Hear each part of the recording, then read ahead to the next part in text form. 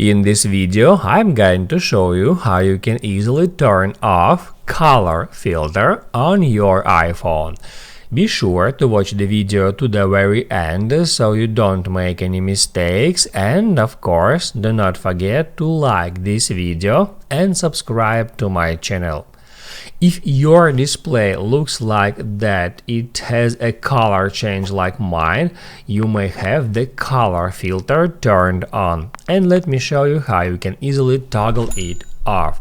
So first off, get into settings, then scroll down until you find accessibility, then hit add display and the text size, and scroll down until you find color filters.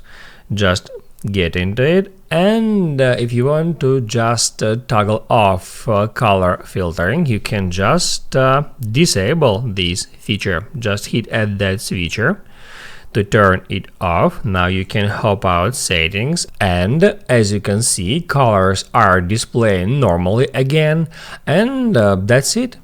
Now you can write down in the comments below if you have any questions about that tutorial, and also I recommend you to check out my iPhone tutorials playlist, which you can easily find in the description. Hit the like button if you liked that video, and see you in the next one.